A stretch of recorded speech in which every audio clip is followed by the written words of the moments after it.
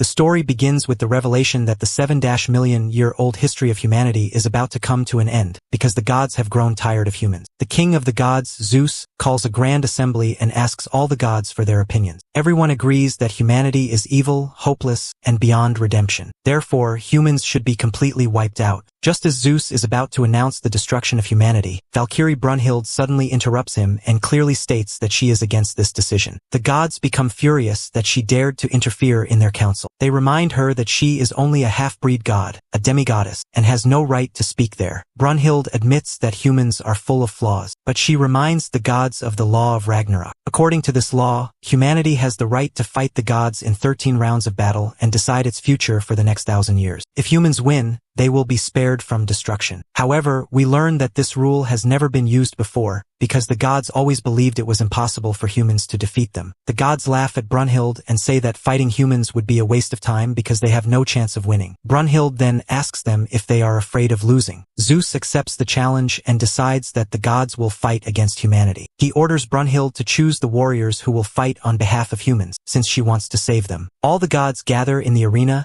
and Heimdall, the guardian of Apocalypse, announces the beginning of Ragnarok. For the first round, he introduces Thor, the god of thunder, as the representative of the gods. The gods are completely confident that Thor will win, because he is considered the strongest among the Norse gods. The Valkyries become slightly worried that Thor might completely crush the human representative. But Brunhild remains confident because she has chosen the strongest warrior of humanity. Heimdall introduces the human representative, and the greatest hero of the three kingdoms, Lubu, steps forward. Humans cheer in excitement. Both warriors prepare for battle. As Lubu dismounts from his horse, his spear descends from the sky into his hand. Gaul wonders whether he can really defeat Thor. Brunhild tells her not to underestimate humans and says that the gods have always looked down on them. She wants to see the expressions on the gods' faces after they lose. Heimdall shouts the start of Ragnarok, and the battle begins. Everyone is shocked that neither warrior has attacked yet. They slowly walk toward each other. We learn that both of them have defeated every opponent in their lives with a single strike. That is why both are extremely confident in their strength. Lubu attacks first, and Thor blocks it with his hammer. Still, Lubu pushes him back. Everyone is shocked to see a human matching a god's power. But Zeus knows that Thor has not yet shown his full strength. Thor charges his hammer with lightning, leans back, and prepares to strike. The gods realize that Thor is fighting seriously because he respects Lubu's strength. A flashback shows Asgard, where 66 frost giants suddenly attack and break through the walls. The gods panic. Warriors come to stop them but cannot hold them back. We learn that Asgard was unprepared because the giants had never attacked in groups before. When they reach the palace, the gods believe everything is over. Then Thor steps out and destroys all the giants with his hammer. But he is not satisfied because they were no challenge for him. That technique later becomes famous among the gods. The story returns to the present. Thor prepares to strike, and the gods believe the battle is over because he is about to use his special move. He swings his hammer at Lubu,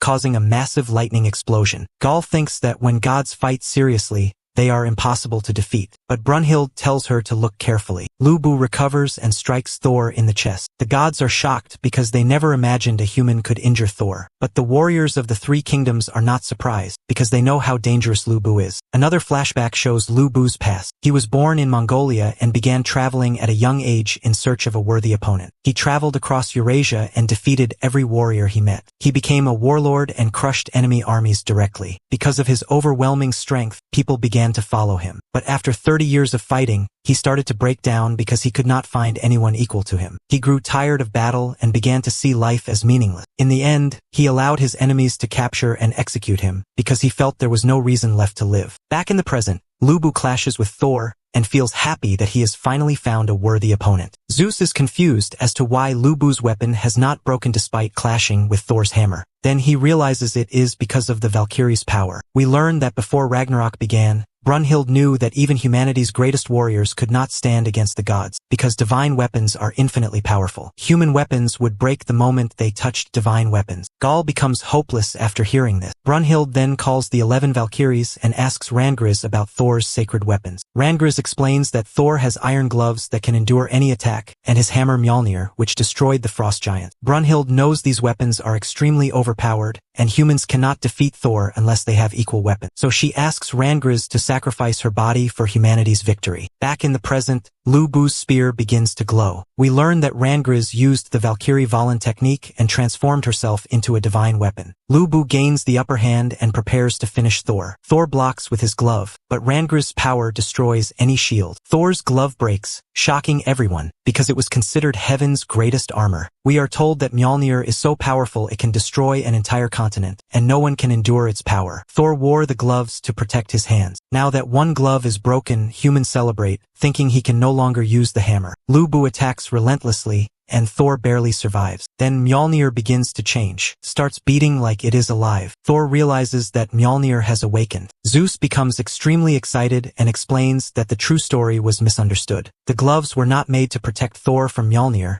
but to restrain Mjolnir's power so it would not awaken too early. Thor removes his second glove and lifts Mjolnir with bare hands. He releases his full power and tells Lu Bu not to die, because he wants to enjoy this battle. The gods are thrilled to see Thor using Mjolnir without restraint for the first time. Thor throws the hammer. Lu Bu barely avoids it and prepares to counterattack. But Mjolnir returns, and Lu Bu blocks it with his spear. As the hammer returns to Thor, he uses its momentum for a devastating strike. The gods recognize it as the technique used to defeat the world serpent. Lu Bu smiles and faces the attack head-on. A massive explosion occurs. Humans panic, but then see that Lu Bu has stopped the attack. They celebrate, but then notice his legs are broken. He falls to his knees, and Zeus believes the battle is over. Lu Bu's horse runs to him. Thor allows him to mount the horse so he can continue fighting. Despite his broken legs, Lu Bu struggles to stand. Humans encourage him, and he forces himself up. Hermes asks if this is against the rules, since it is supposed to be a one-on-one battle. Zeus says the horse is part of Lu Bu's body. Lu Bu talks to his horse, and both prepare to risk everything. They circle Thor as Lu Bu prepares his special move. One of his disciples remembers seeing Lu Bu practice. He broke countless spears, perfecting his technique. After years of effort, he mastered a move that could split the sky in two. But he never used it because no one was worthy. Back in the present, his disciples watch in excitement as Lu Bu prepares his final attack. Lu Bu attacks Thor, and Thor welcomes the clash. Both use their final techniques. A pillar of light splits the sky. Lu Bu is defeated, and Rangriz perishes as her divine weapon shattered. Everyone realizes it is over. Lu Bu is happy that he finally found an equal opponent. He thinks he tried everything but still could not defeat Thor. He charges one last time, enjoying his final moment. Thor finishes him with a final strike. Heimdall declares Thor the winner. The gods celebrate, while the warriors of the three kingdoms mourn Lu Bu's death, but they are happy that he died smiling. The gods boast that humans can never defeat them because they are superior beings. Heimdall tells Thor to leave. Lu Bu's disciples stop Thor and say that without their master, their existence is meaningless. They ask Thor to send them with him. Thor accepts and kills them with a powerful lightning strike, thanking them as an offering for his friend Lu Bu. Gaul asks Brunhild what will happen to Lu Bu and Rangriz now. Brunhild explains that Ragnarok is a battle of souls. When a soul is destroyed, reincarnation becomes impossible. They have been erased from existence completely. Gaul becomes sad and asks if this battle is really worth it. Brunhild tells her that if they drown in grief, they will never defeat the gods. She reminds her that humanity's future depends on this fight. Brunhild selects the next human warrior. Gaul begins to lose faith because even Lu Bu could not defeat the gods. Brunhild prepares file number 1 for the next match. Everyone gathers for the second round. Heimdall introduces humanity's next representative, Adam, the first man who ever existed. All humans are shocked to see the father of all humanity standing before them. The gods, however, see him as weaker than Lu Bu and believe they will easily win again. Heimdall announces that the gods' representative will be India's greatest god. But no one enters the arena, confusing everyone. Heimdall learns that there has been a last-minute change. Hermes enters the arena playing his violin and reveals that Zeus himself will fight in the second round. Humans cannot recognize Zeus and wonder how he will fight Adam since he looks so old. Zeus tells Hermes to start the music. As his entrance theme plays, Zeus's body suddenly becomes muscular and powerful. The gods cheer. A flashback shows Shiva preparing excitedly to enter the arena, but Zeus stops him and says he will fight this round. Shiva protests, but Zeus shows his power. Shiva becomes afraid and obeys. Back in the present, Zeus tells Adam that without a divine weapon, he has no chance of winning. He points to a Valkyrie above. She jumps from her Pegasus, uses Voland, and merges with Adam, transforming into a knuckle-duster weapon. Adam warns Zeus that fighting without a weapon will make him regret it. Zeus becomes furious and attacks at the speed of light, but Adam dodges easily. Humans cheer. Ares says it is foolish to celebrate over dodging one attack. Zeus becomes serious and attacks Adam with insane speed, continuously increasing his pace. Yet he still cannot touch Adam. He praises Adam but says running will not bring victory. Suddenly, Adam copies Zeus's own technique and uses it against him. Zeus cannot believe what he is seeing. Adam humiliates him with his own combo. The gods are shocked that a human can injure Zeus. Gaul admits she underestimated Adam. Brunhild reminds her that Adam was created in God's image, which is why he can easily copy Zeus's techniques. Zeus laughs and says he is enjoying this. He spins his legs, and Ares realizes he is about to end the fight with a single kick. Zeus circles Adam. Adam reads every movement from his eyes, dodges the attack, copies the footwork, and kicks Zeus away. Adam says he does not like fighting, but he is forced to. Zeus becomes even angrier and grows larger. He challenges Adam to copy his next move. The gods realize Zeus is now fully serious. A flashback shows Zeus defeating all the gods in a tournament to prove he was the strongest. But only his father Kronos could injure him because Zeus could not see his attack. Back in the present, Zeus uses Kronos' technique. He stops time and attacks Adam at immeasurable speed. Yet Adam counters him. Time resumes. Everyone is shocked to see Zeus lying on the ground, unable to understand what happened. Ares says he could see everything until Kronos' technique, which even he could not understand. Hermes explains that Adam copied Kronos' technique and countered Zeus. Heimdall announces that Zeus has been knocked out. Gaul cannot believe Adam defeated Zeus with his own power. Brunhild explains that Adam's deep resentment toward the gods is the source of his strength. We see Adam's past. In the Garden of Eden, he had everything. The gods accused Eve of eating the forbidden fruit. But in truth, the serpent lied because he desired Eve for himself. Eve remained loyal to Adam. The gods believed the serpent and banished Eve from the garden. She cried, thinking she would never see Adam again. Then Adam enters the court holding a basket of forbidden fruits. The serpent tries to stop him. Adam begins biting and eating the fruits and says they are sour. He tells Eve that he is leaving the garden with her. The serpent changes its form to fight him, but Adam copies the serpent's techniques and tears him apart into pieces. Then Adam tells Eve that they will create their own heaven, and both of them leave for Earth. Back in the present, humans celebrate because Adam has defeated Zeus. Just as Heimdall is about to declare him the winner, Zeus suddenly stands up and straightens his neck. The gods shout in joy, but Hermes notices that Zeus is exhausted. Hermes asks Adam what he is fighting for, because he does not sense hatred toward the gods within him. Adam replies that he is fighting to protect his children. Hearing this, humans become emotional and pray for his victory. Adam tells Zeus to surrender, but Zeus realizes that he must use his full power. He crushes his own body and transforms into his final form. Adam feels his terrifying power and, for the first time, takes a defensive stance. Zeus attacks with all his energy. Adam copies his move, but Zeus continues attacking relentlessly. Gaul thinks they are winning, but Brunhild becomes worried because Adam's body begins to overheat. His nervous system cannot keep up with Zeus's speed. Loki says that Zeus has also reached his limit. Both fighters push beyond their limits. The entire stadium stands up to witness the most beautiful battle in history. Turns into a battle of endurance. Then Zeus's blood splashes into Adam's eye, and Zeus manages to injure him for the first time. Zeus starts beating him. Humans cry and beg for the fight to stop. At that moment, Adam hears the sound of a child crying, and he becomes even more determined. He grabs Zeus's head and decides to fight until the very end. Both continue striking each other. In the end, Zeus falls to his knees and returns to his original form. Everyone thinks he has lost. Humans celebrate, but then they see that Adam has already died. Zeus explains that Adam died during the exchange of blows, but his body continued to attack even after death. He praises Adam and says that if it had truly been a battle of endurance, he would have lost. Heimdall declares Zeus the winner. Humans cry but swear to win Ragnarok. Later, Gaul asks why the Valkyrie died even though the weapon did not break. Hrist explains that when Valand is performed, the Valkyrie and the warrior share the same fate. After this come the battles of Poseidon versus Kojiro Sasaki, and then Hercules versus Jack the Ripper. Brunhild wakes her and tells her that now it is her turn to fight. The man stands up, and we meet humanity's greatest sumo wrestler, Raiden to Miman. Raiden wonders if he will merge with Brunhild, but Brunhild says that someone else is more suitable for him. At that moment, a gigantic woman enters the room. She introduces herself as Thrud and says she will be his partner. Raiden is shocked when he sees Thrud. Thrud thinks that perhaps Raiden is disappointed by her appearance, but Raiden smiles and says that she is absolutely perfect. Hearing this, Thrud's heart melts, and she transforms into his divine weapon. We see that the next fight will take place in a sumo-themed arena. Raiden is introduced as an undefeated sumo champion. His opponent arrives riding an elephant, and we meet the god of destruction, Shiva. As soon as the fight begins, Raiden charges at Shiva without hesitation and delivers a direct drop kick to his face. Shiva is thrown backward but quickly regains his balance. Raiden continues attacking. He lands a powerful punch and brings Shiva to his knees. Wanting to end the fight quickly,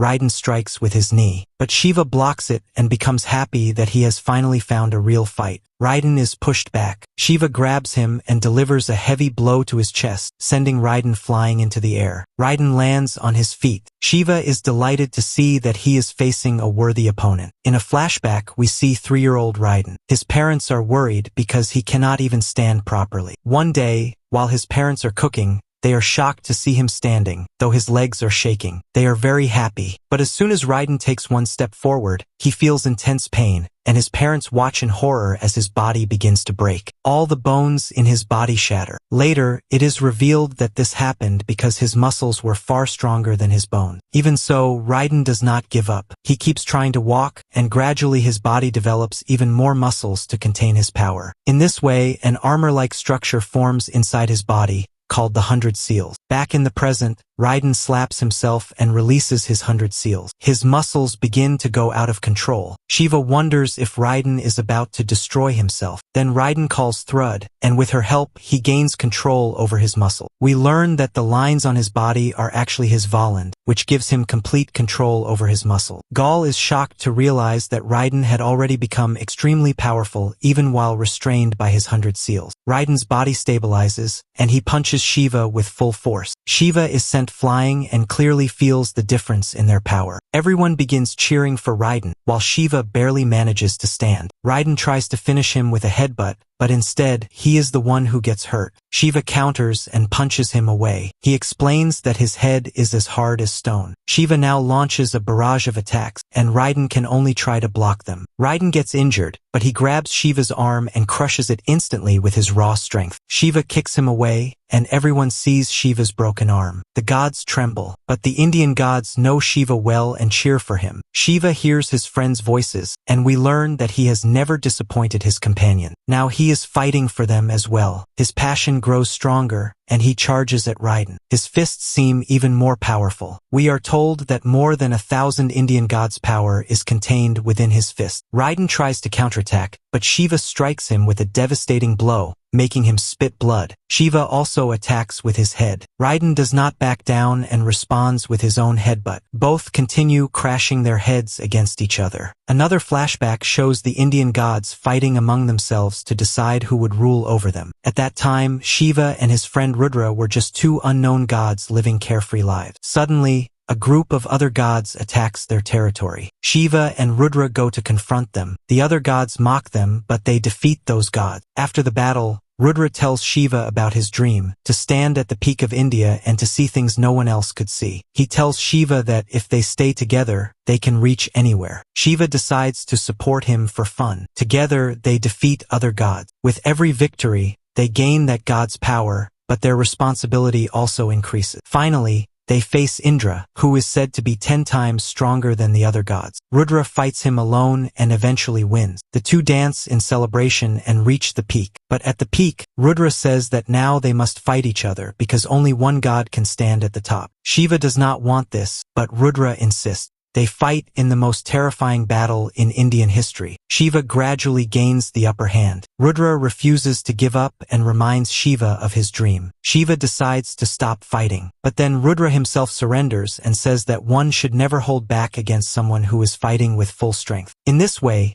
Shiva receives Rudra's name and becomes the leader of all Indian gods. Back in the present, Shiva begins to dance to the rhythm of the universe. The other gods recognize it. This is the same war dance through which he united the Indian gods. Shiva moves in a strange manner and dodges Raiden's punch. Raiden increases the power in his legs and attacks again, but Shiva easily avoids it and kicks him away. Shiva keeps striking him, and Raiden looks helpless. But he inflates the muscles of his arms and creates a massive flesh shield that blocks Shiva's attacks. Shiva's dance turns his body into fire, and he continues attacking Raiden with burning fists. He finally breaks Raiden's shield and strikes him with his leg, burning him. Everyone believes humanity is about to lose, but Raiden smiles. He realizes that now he can fight his opponent with his full strength. Another flashback shows 5-year-old Raiden fighting a sumo match with his senior and defeating him easily. But his senior gets injured, and people begin to see Raiden as a monster. Raiden asks his mother why he is not like other children. His mother tells him that his strength is a blessing from the gods and should be used to help the weak. Raiden grows up to become a kind man and stays in his village. But one day, a volcano erupts, crops are destroyed, and famine strikes. Seeing people suffering, Raiden leaves his village at the age of 17 and goes to Edo to become a sumo wrestler and earn money. He goes to a dojo where the trainer asks him to fight a match, but he does not want to hurt others. Then a wrestler named Ozaki challenges him. Raiden accepts the fight, but Ozaki defeats him again and again. Lying on the ground, Ozaki asks Raiden what sumo means to him. At that moment, Raiden truly falls in love with sumo. After that, he trains hard in sumo and, in his very first match, throws his opponent out of the ring. He defeats wrestlers with a single strike and becomes a living legend. He feeds his villagers, and everyone begins to respect him. But in one match, he realizes that his opponent is afraid of him. He remembers his senior and deliberately loses the match. Ozaki asks him why he did that. He sees Raiden crying, because Raiden realizes that he has been frightening the weak with his strength. After this, he stops using his 4 most powerful sumo moves. Even then, he wins more than 95% of his matches and only loses to those who are much weaker than him. Back in the present, Raiden takes a unique stance. He stomps his foot and prepares his palm thrust technique. He gathers all the strength of his legs into his arms and leaps toward Shiva, striking with full force. Shiva tries to block, but he is thrown far away, and both of his arms are blown off. Everyone believes that humanity has won, but Shiva stands back up. At that moment, Raiden suddenly begins to suffer internal damage. Gal is shocked. Hilda explains that this technique puts extreme pressure on Raiden's body, and his body is literally tearing apart. However, his Valand is holding him together. Thrud becomes worried, but Raiden tells her to make his muscles move even faster. He knows it is dangerous for his body, but he wants to pour all his power into sumo. Thrud decides to support him and transfers her strength to him. Shiva feels a gust of wind and sees Rudra watching him along with the other Indian gods. Seeing this makes Shiva even more determined. He stabs himself in the chest, grabs his heart, and forces it to beat faster. Flames spread all around him, and he transforms into his final form. Both warriors rush at each other. Shiva attacks Raiden with his burning legs, and Raiden's muscles begin to burn. Hilda knows that the longer the fight continues, the weaker Raiden will become. Meanwhile, Hermes explains that Shiva's technique is just as dangerous and that Shiva could burn himself alive. Shiva attacks from behind. Raiden tries to grab him while enduring the flames, but Shiva kicks him in the head. The sumo wrestlers begin to lose hope, but Ozaki says that Raiden is still standing for sumo. Everyone cheers for him, and Raiden charges forward and knocks Shiva down with a headbutt. Shiva rises again, but his body begins to break apart. The Indian gods realize that he has also reached his limit, just like Raiden. Now the battle has become one of pure endurance. They collide again, and the crowd goes into madness. They are fighting for a purpose far greater than themselves. Raiden prepares his palm thrust once more. Shiva challenges him. Both clash with their final techniques, but Shiva's attack proves stronger, and Raiden's arm explodes. Raiden thanks Shiva for giving him the chance to fight with his full strength. He asks Thrud to release the Valand, but Thrud refuses because she has fallen in love with him. Raiden says that he had a lot of fun. Shiva finishes him with his final strike and says that this was the greatest battle of his life. As Shiva leaves the arena, Raiden's soul shatters and scatters into pieces. Outside, Rudra supports Shiva. Zeus arrives and says that Shiva's condition is terrible. Shiva admits that he was almost defeated and says that humans are truly incredible. Jesus laughs and agrees with him. Meanwhile,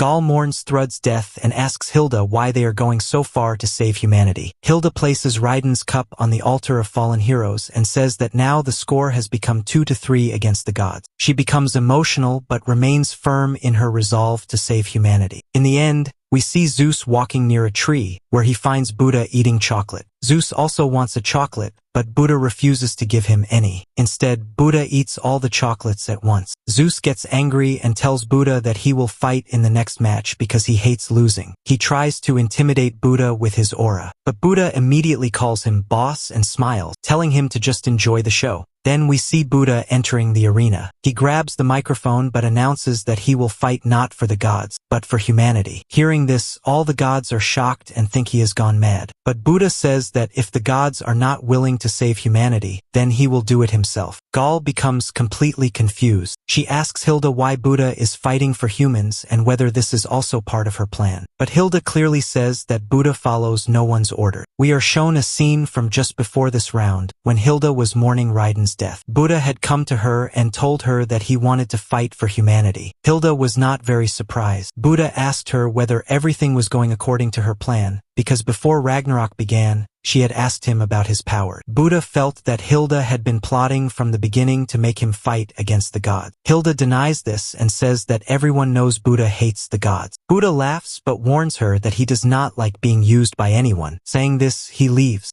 We return to the arena, where Heimdall tells Buddha that he cannot change sides. But Zeus interrupts and says that he has no problem with it. He reveals that Buddha is not breaking any rules. Odin asks Buddha if he is ready to become the enemy of all gods. Buddha does not care. He says that only one thing matters to him. Hearing this, all the gods become furious. Buddha asks Zeus who his opponent will be. Suddenly, a light descends from the sky, and a ship lands in the arena. From it appear the 7 gods of fortune. It is said that only one of them can fight, but their leader removes his armor and reveals that they are actually a single existence. His companions merge into his body. A bright light spreads, forming a sphere that shatters apart. From within it emerges a god named Zarafuku. Zero heats up his body and wants to kill Buddha, but Buddha is completely unfazed. His back bulges as he pulls out his weapon and prepares for battle. Gaul thinks it is unfair that 7 gods have merged into one, but Hilda explains that this is Zero's true form. He was once a good god who wanted to spread good fortune, but sorrow changed him. In a flashback, we see Zero entering a city where people are drowning in misery. Seeing this, he begins to cry and wonders what he can do to make them happy. He decides to remove the root of their misfortune. He approaches a child and touches him, absorbing his bad luck into himself. The child immediately feels better, and people start worshipping Zero. Zero continues absorbing other people's misfortune, but after many years, so much misfortune accumulates inside him that his body can no longer endure it. He returns to the same city to see how the people are living, but there he witnesses humanity's true nature. Without misfortune, the people have become even more corrupted. At that moment, a man bumps into him, and Zero falls to the ground. Zero recognizes him as the same boy he had helped years ago. He asks him how he is doing, but the man does not even recognize him and drives him away. Seeing this, Zero breaks down. He wonders why people are still unhappy even after everything he did for them. At that moment, Buddha arrives there with his disciple. Zero sees that Buddha's disciples look poor and ordinary, yet they are happy. He asks Buddha why his followers look so fortunate, while he absorbed humanity's misfortune and only made them worse. Buddha tells him that fortune cannot be given, it must be earned. He says that where there is light,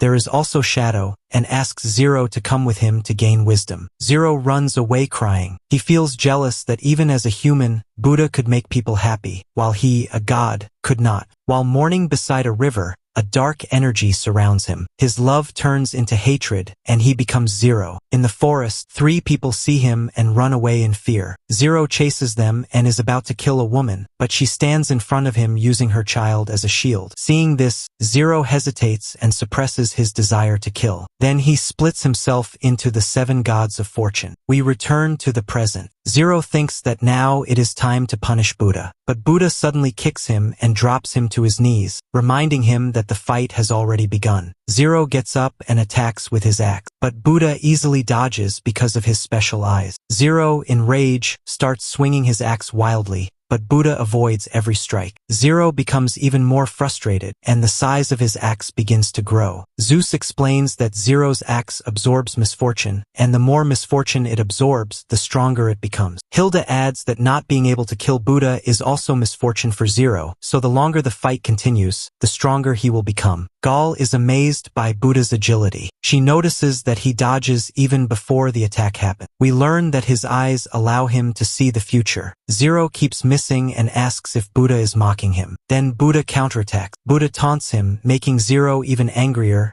and Zero starts beating Buddha badly. The fight begins to look one-sided, but then Zero remembers all his past misfortune. He releases a massive aura. His axe absorbs his misfortune and becomes enormous. Zero strikes Buddha, but Buddha stands his ground and activates his staff. The axe destroys everything around, but Buddha's staff transforms into a shield and protects him. Hilda explains that Buddha's staff is a divine treasure containing the power of the 6 guardians of Buddhist realms, and it changes form according to Buddha's emotions. Buddha pushes the axe back. Zero changes his weapon into a jagged sword. Buddha's weapon transforms into a club and he attacks. He dodges Zero's strikes and wounds him. In a flashback, we learn that Buddha was born as a prince in a royal family in Nepal. He had everything that any human could desire. One evening, his father, the king, tells him that his destiny is to become the king of the world. Buddha helps the people of his kingdom and says that bringing good fortune to the people is the duty of kings. One day, he meets his distant relative, King Jataka. They talk about Buddha's future. Buddha thinks Jataka must be happy because his kingdom is prosperous. But Jataka tells him that he is not fortunate, because he is suffering from a fatal illness, and his entire life has been spent only serving others. He has no experience of the outside world. Jataka dies, and everyone believes that he lived a happy life, but Buddha knows that he did not. Buddha reflects on his own life and realizes that his fortune was something that had been given to him. He gets down from his horse, starts laughing, and says that he has attained enlightenment. He goes to Jataka's funeral. He scatters flower petals everywhere and lifts Jataka's coffin himself. People criticize his behavior,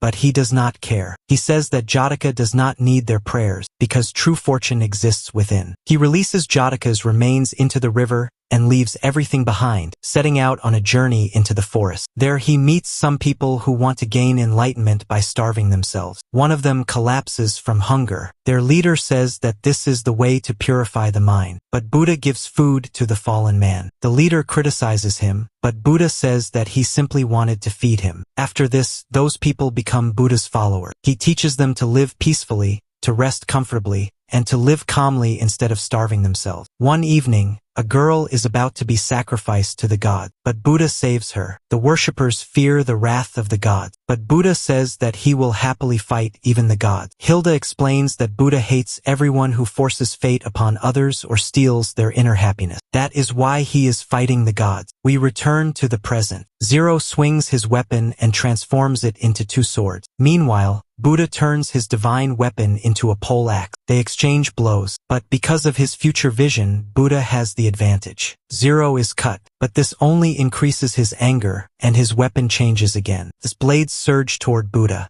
but Buddha's weapon turns into a knife, and he destroys those blades. He closes the distance, and their weapons collide. The crowd begins cheering for Buddha. Zero becomes furious that no one is paying attention to him, just like in his past. Suddenly, he expands his weapon and almost kills Buddha. Buddha tells him that he should learn to love himself, but Zero calls it nonsense and tries to attack him again. Buddha claims that he has started to like Zero. Zero thinks he is lying, but when he looks at Buddha, he sees sincerity on his face. This makes Zero realize that he only wanted to become like Buddha, someone whom everyone loves. Slowly, his weapon begins to lose its power. Buddha throws away his weapon and says that he now wants to finish this fight with his bare hand. Both begin to fight hand to hand. Zero realizes that Buddha is the person who understands him the most. For the first time, Zero feels happy. Then Buddha knocks him down with a powerful punch. The crowd cheers for Buddha, and Zero's misfortune leaves his body. He returns to his true form and wants to make people happy again. But suddenly, horns grow again on his head, causing him terrible pain. 2 dragons emerge from his body. They surround him and form a sphere. From inside that sphere,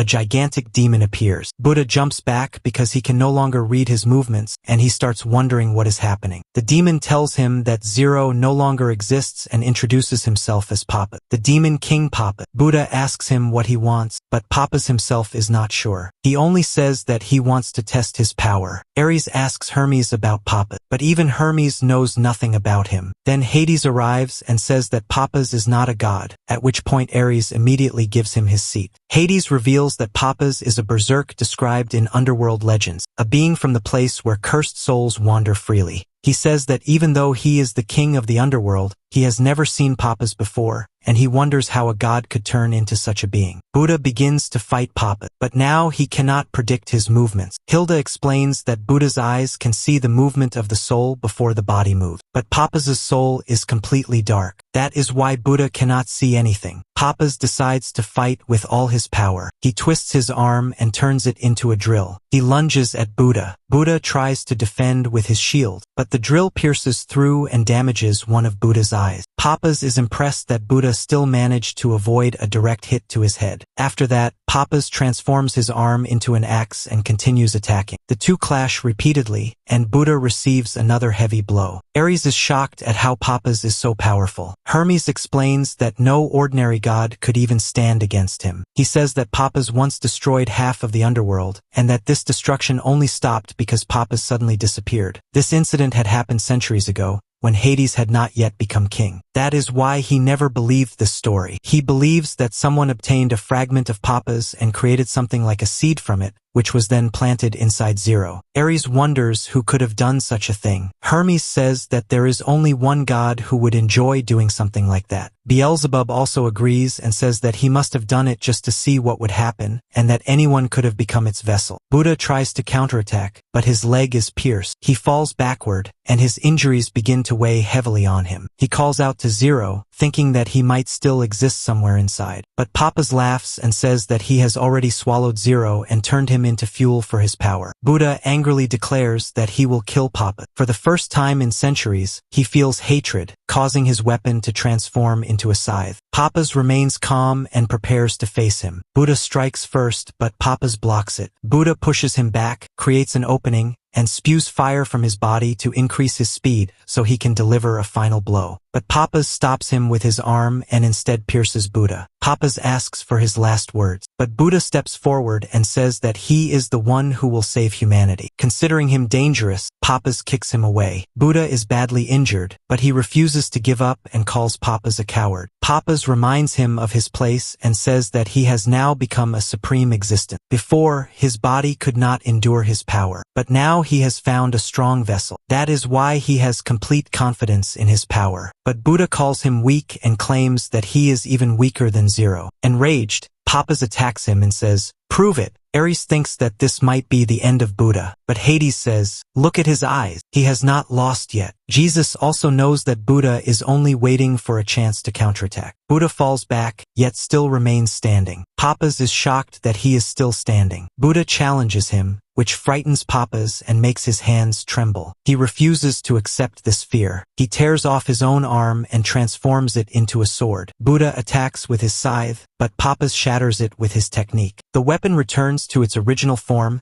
and Papa steps forward and finally destroys Buddha's staff completely. It seems that Buddha's defeat is certain, and Papa's moves in to kill him. But then he sees a vision, a light shining behind him. As he reaches toward that light, a hand grabs him. At that moment, Buddha regains consciousness and starts laughing loudly. Papa's thinks he has gone mad. But when Buddha stands up, he says that he has overcome his immaturity. His hairband breaks, and his appearance changes. He picks up Zero's weapon and tells Zero that they will fight together. He activates the Valen technique. Hilda begins to cry when she realizes that the weapon is no longer absorbing misfortune, but Buddha's love, and is transforming into a new divine treasure. The weapon takes the form of a strange sword containing the power of all 7 gods of fortune. Buddha and Papa's face each other, and humanity cheers for Buddha with all its strength. Their wishes begin to flow into Buddha, giving him even more power. Papa's wonders how he is still able to fight in such a condition. Buddha blocks his attack and the two exchange blows. Kojiro feels that the situation is against Buddha because he has already suffered too much damage.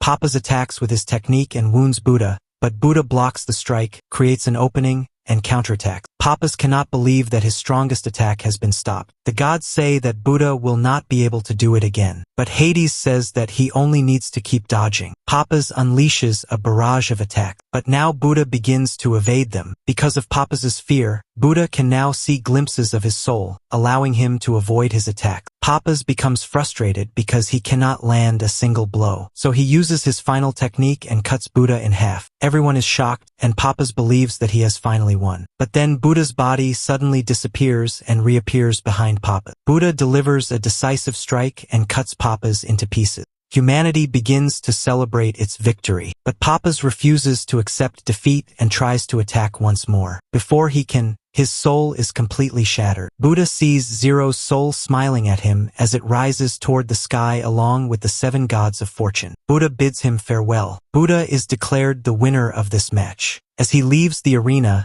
all of humanity cheers for him. Hilda and Gaul run toward him in happiness. But suddenly, because of his injuries, Buddha collapses. He is immediately given medical treatment, and he tells Hilda not to always be so serious. Hilda notices a suspicious person approaching, but she realizes that he is a human, Nostradamus. He removes his disguise and says that he wants to fight in the next round. But Hilda reminds him that it is not his turn yet and warns him that if he causes too much trouble, he will be sent back to the underworld. She knows that Nostradamus is the only human who was sent to the underworld because he destroyed Bifrost, the bridge that connects the realm of the gods, Valhalla, and the underworld. We are told that Bifrost works like a gate between the two realms so that they cannot attack each other, because both have always remained in a state of war. Only chief gods are allowed to pass through it. Nostradamus says that he could not completely destroy it because the gods stopped him midway. He also reveals that he only wanted to see what would happen if Bifrost were destroyed. Hilda tells him to wait in his room and says that she will save him for the right time, because he is humanity's wild card. The gods realize that the score has now become equal. When they think about who will fight next, Hermes looks toward Ares, making Ares think that they want to choose him. He wants to bring victory for the Olympians, so he decides to represent the gods. But then Hades himself steps forward, because he wants to take revenge for his brother Poseidon. Hilda prepares to call humanity's next representative. But then she sees Nostradamus, who predicts that the gods will win the next match. Hearing this, Gaul becomes nervous, but Nostradamus laughs and says that he was just joking, and laughs at her innocence. When Hilda finds out who the god's next representative is, she is shocked. Gaul panics when she realizes that it is Hades, because according to her, he is invincible. But Hilda says that she knows a human who can defeat him. She calls forth humanity's first king, Qin Shi Huang. Ares tells Hermes that their victory is certain because Hades is an extremely dangerous warrior. But then Qin suddenly comes and sits beside them. They think that he has lost his way. So Ares tells him that he is not allowed to sit with the gods and tries to remove him. But Qin easily overpowers him and throws him to the ground. Hermes finds him interesting, but Qin reminds Hermes of his status and says that whichever seat he sits on becomes his throne. He tells Hermes that he is thirsty, so Hermes gives him water mixed with honey. Qin says that it is delicious. Just then, Gaul enters the room and says that she was looking for him. Meanwhile, Hilda reminds him not to leave the waiting room when he is alone. Qin says that wherever he walks, that place becomes the right path. Gaul thinks that he simply has no sense of direction. Hilda tells him that they must leave, but Qin refuses because he likes that place. Hilda says that he cannot stay there because the next match is about to begin and he must fight. Only then do Ares and Hermes realize that he is humanity's next representative. Hilda offers to take him to the entrance gate, but he says that he will create his own path. Heimdall announces the next round and introduces humanity's representative. But no one comes out from the entrance gate. Then a man blows a horn, and the ancient emperors of China gather together and create a path for Qin. Qin walks along that path toward the arena. Heimdall introduces him, the man who defeated the 6 kings of the warring states and united all of China,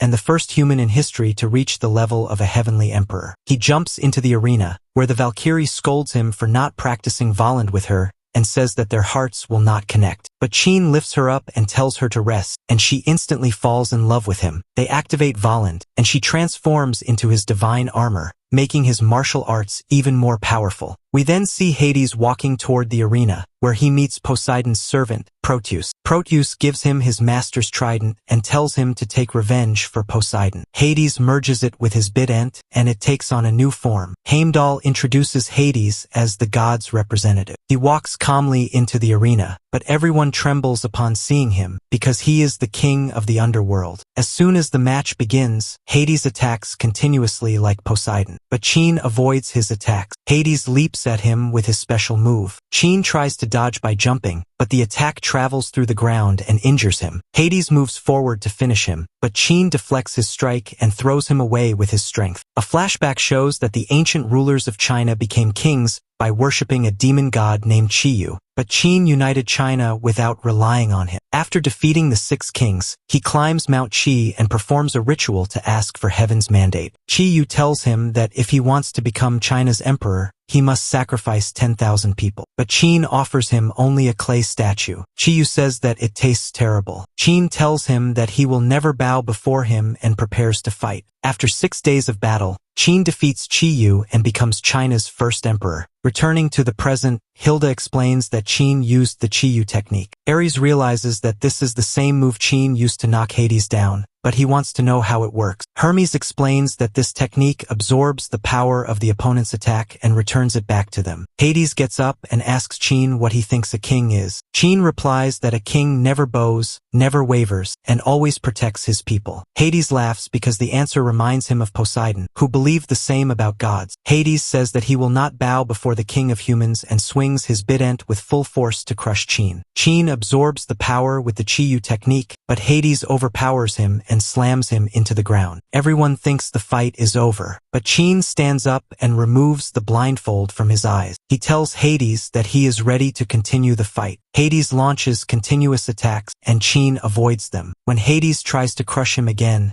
Qin blocks with Qiyu. Everyone sees that he is struggling, which makes Gaul worried. But Qin releases a Qi bullet, which hits Hades' shoulder and weakens him. Qin lifts him with his strength and slams him to the ground. Hades immediately regains his composure and wonders how Qin reversed his attack. Both run toward each other, but Qin hits him again with an air bullet. Hades feels his power leaving his body. His attack misses, and Qin pushes him back. Everyone sees that Qin has successfully pierced Hades' body. Hades realizes that Qin's air bullet is disrupting the flow of his technique. He admits that he has been affected. Meanwhile, Qin says that he can see stars inside Hades' body. Gaul asks what he means by stars. Hilda explains that they are trigger points, and by targeting them, Qin is stopping the flow of Hades' Qi. Gaul asks why Qin always kept his eyes covered. Hilda explains that his ability has a weakness. Then Gaul realizes that wherever Hades is injured, Qin is injured at the same place. Hades understands that when Qin uses his eyes, he also feels other people's pain. He considers it a burden. But Qin says that this is what made him the greatest king in the world. Another flashback shows that before Qin was born, his country was at war with a nation called Zhao. The ruler there, Zichu, was taken hostage. He impregnated a dancer, and that child later became Qin. Qin was born in enemy territory. Zichu returned to his own country and abandoned him. His mother also did not care about him. Thus, he was abandoned by both parents. His country's army attacked Zhao's capital. They knew Qin was there, but no one tried to save him. 5 years later, Qin was now 7 years old, but he was still a hostage in Zhao. Soldiers treated him badly because he belonged to an enemy nation. He had to endure the hatred of the entire country. One day, he meets a woman named Chunyan, who tells him that she will become his caretaker and bodyguard. She tells him to show her around. He takes her to where he lives and asks for water. She says that he smiles too much, and that such politeness feels frightening to her. He apologizes, but she tells him to help with cleaning instead. Gradually, they start living together. They go to the market, where Qin likes steamed bread, so she buys one for him. But the shopkeeper recognizes who Qin is with and deliberately drops the bread on the ground. She asks why he did that, but Qin thanks him and starts eating the bread. People gather and blame him for everything, calling him the prince of the enemy nation. They want to kill him, but their king wants him alive. That evening,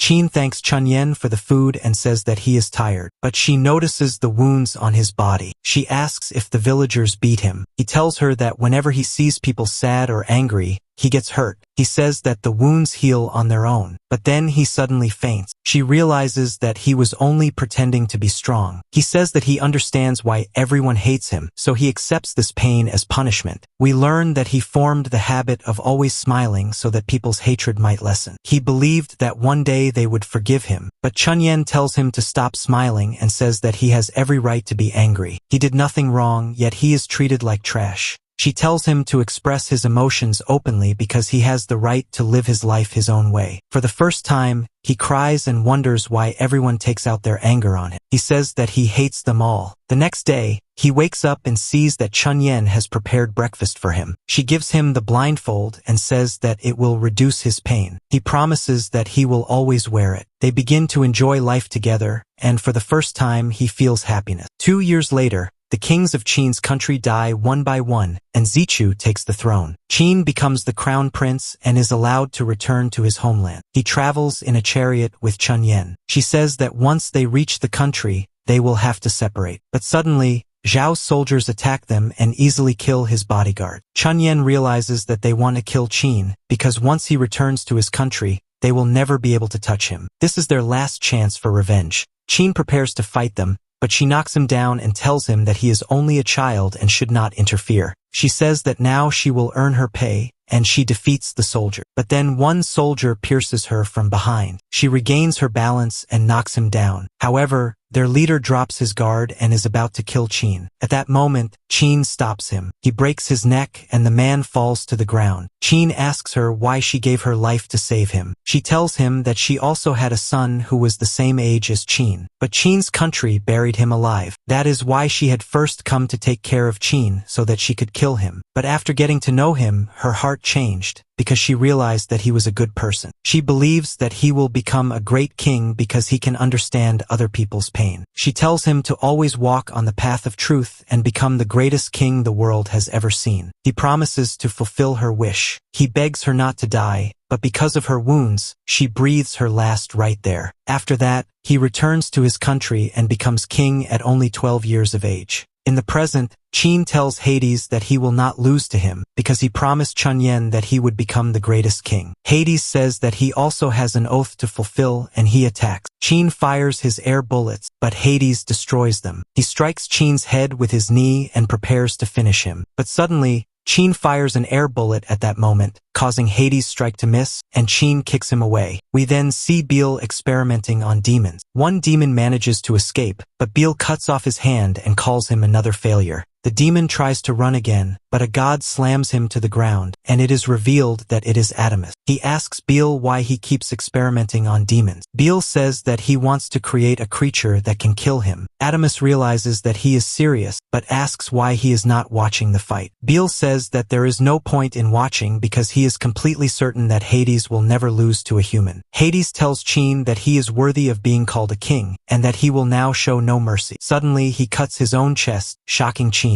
When Hades attacks, Qin fires an air bullet, but Hades shifts the position of his trigger point. Qin narrowly dodges his strike. Hades says that if he knows where the bullets will hit, he can easily counter them. Ares thinks that Hades covered himself in blood so that he could see the bullets, but Hermes says that the real reason is something else. Hades' blood is special, and his weapon absorbs it and transforms into a spear. Zeus explains that Hades' blood fills divine weapons with his life force, making them even stronger. But if his energy runs out, he will die. Hades attacks with the spear. Qin tries to block it, but his armor shatters and he is injured. He steadies himself, but Hades says that he will not lose, because as the elder brother, it is his duty to avenge his brother. Ares speaks about Hades and says that he is the most reliable among the gods, because he saved everyone during heaven's greatest crisis, which was called the Gigantomachy. A flashback shows that Zeus became ruler of the divine realm after defeating Cronus. But the goddess Gaia did not accept his rule and sent her children, the giants, to attack the Greek divine realm. The soldiers could not stand against them. Zeus tells the gods to join the war. Then Hades reports that the Titan god Tartarus has escaped from the lowest level of the underworld. If he comes out, the Olympian gods will be surrounded from all sides. Hades quietly walks away.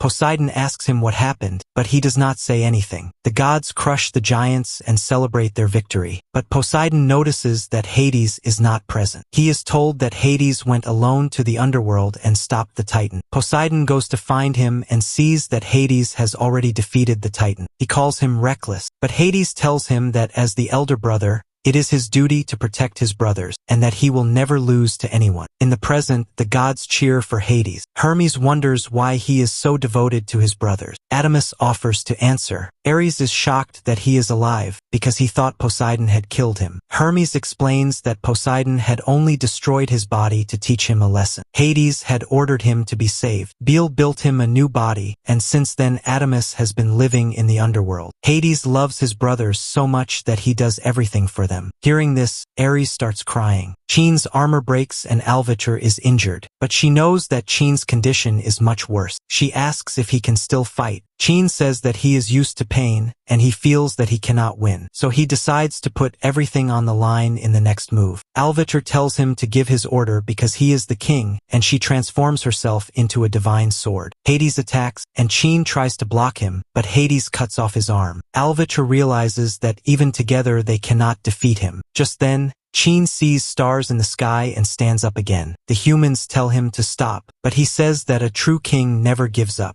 Everyone is shocked and starts cheering for him. Chine understands that he is fighting for the promise he made to his mother. He tells Alvitur his plan. She thinks it is madness, but she trusts him. Hades throws his spear with full power. Chine stops it with the tip of his sword and activates his chi energy. Everyone thinks he will die, but he fires an air bullet that hits the trigger point of Hades' spear. The spear's power disappears. Chine uses that same force in his counterattack and destroys the spear. He wounds Hades, but Hades still does not give up. Finally, Chine knocks him down. Hades feels that he could not fulfill the promise he made to his brothers. His soul breaks, but Chine somehow remains standing. He says that he is proud to have met Hades. Heimdall announces that Chine is the winner. Humans celebrate. Alvitur tries to take him outside, but he collapses. Doctors say that his condition is critical. The gods are shocked that Hades has lost. Adamas angrily breaks a door and says that he will handle things himself. After that, preparations for the next battle begin. Beelzebub steps forward for the next fight and sends a message to Zeus. From the human side, Nikola Tesla is chosen. Hilda says that he is not humanity's true magician but a great scientist. He hates the word magic and says that he will defeat the gods with science. A Valkyrie named Gondel performs Volander with him and becomes his armor. A flashback shows that Beelzebub was the loneliest god, considered cursed by Satan. Lucifer and his friends befriend him, but later all of them are killed. Beelzebub realizes that Satan had possessed his body and killed them. He wishes that someone would kill him. In the present, the battle begins. Beelzebub versus Tesla enters in a storm of lightning. Beelzebub shows his super vibration power, which shatters the ground and armor. Tesla says that this is not magic, but science. Galileo and Hermes explain that it is the power of vibration. Tesla's armor is made by great scientists. He attacks and Beelzebub dodges. Edison boasts that he made the armor, but the other scientists know that he is stealing credit. Humans are amazed by Tesla's power, but Tesla himself knows that if he cannot hit Beelzebub, all his power is useless. So he charges his suit and rushes forward at incredible speed. He strikes Beelzebub with a massive burst of energy, causing a huge explosion, but Beelzebub blocks it with his barrier. He tells Tesla that he is getting bored and wants to finish the fight quickly. Tesla attacks Beelzebub's barrier with his electric fist, but he feels his vibration suddenly increase, and then it reverses and slams him into the ground. Tesla barely survives the attack. Beelzebub calls him weak. Gaul wonders why his staff is so overpowered. Hilda explains that it is a divine treasure that multiplies his power. When he holds it in his left hand, it creates a barrier. When he swings it with his right hand, the same staff becomes a sword so sharp that it can cut anything. Beelzebub tells Tesla that he will never defeat him, but Tesla creates a huge cage of light with his suit and suddenly begins floating in the air. He says that inside this cage, he is now the god. Humans think he is using magic, but Edison explains that it is not magic, but pure science. We learn that before dying, Tesla was working on an anti-gravity system, but because the necessary materials were not available on Earth, he could not complete it. Now that Gondel has sacrificed herself to become his suit, he has everything he needed. He attacks at lightning speed. Beelzebub tries to block him but gets caught in the explosion and is injured. Hermes realizes that Tesla can reach his top speed in an instant, which makes his movements extremely hard to read. Tesla charges at Beelzebub again. Beelzebub prepares to defend, but Tesla suddenly changes direction,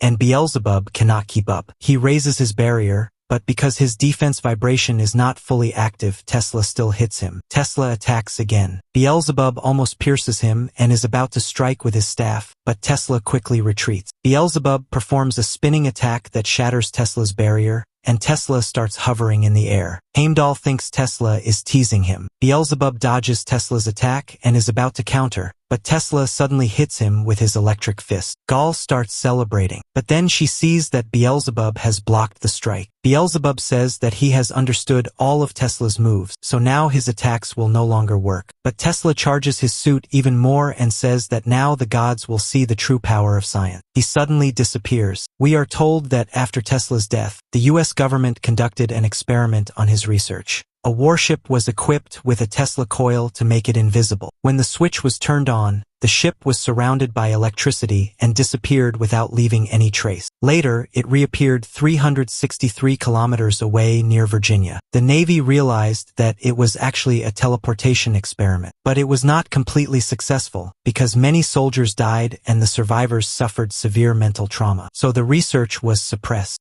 In the present, Tesla appears behind Beelzebub and blasts him away. Everyone realizes that he used teleportation, but Beelzebub knows that it requires charging, and if Tesla could follow up immediately, the fight would already be over. He also understands that Tesla can only teleport to certain specific points and that there is a limit. Tesla admits that he is right. He explains that he can only teleport inside the cage and creates points by charging the air. Every time he does this, one Tesla coin is destroyed. Therefore, he can only teleport 2 more times. Hilda becomes scared that if he continues, Gondel might break and Tesla will die because his soul is connected to the suit. Beelzebub asks why he is revealing his weakness. Tesla says that scientists do not hide knowledge. Beelzebub finds him interesting, but then Beelzebub coughs blood. Hermes realizes that he is seriously injured. He remembers when Beelzebub went to Hades' palace and challenged him, even though he was already wounded from fighting demons. Beelzebub admits that he wanted Hades to kill him. Hades prepares to fight him, but Beelzebub cannot endure and is blown away. He asks Hades to finish him and shows the mark given by Lilith that prevents him from committing suicide. He thinks Lilith cursed him, but Hades says that it was not a curse but a prayer so that he would stay alive. Hades tells him to think and promises that if he returns in full condition, he will fulfill his wish. Later, Beelzebub decides to live so that he can suffer the most terrible ending. Hades gives him his staff and says that it was made for him. He tells him that Beelzebub reminds him of his brother. In the present, Beelzebub says that Hades changed him, and now he will support humans. His staff is surrounded by black energy. Zeus realizes that he is about to use the chaos technique, which was forbidden in the underworld. Tesla attacks first, but Beelzebub endures everything and creates a massive sphere of darkness that destroys everything. Everyone is shocked that Tesla is still alive, but his condition is extremely bad. Adamus sees that Beelzebub is also in terrible condition. The scientists realize that Tesla saved himself by sacrificing one of his coils. Tesla says that humanity will never end. Beelzebub sacrifices his arm and finally pierces Tesla. Tesla admits that he has lost, but says that humanity will continue to advance. His soul begins to break, and Gondel smiles and goes with him. Heimdall announces that Beelzebub is the winner. This is where the story ends.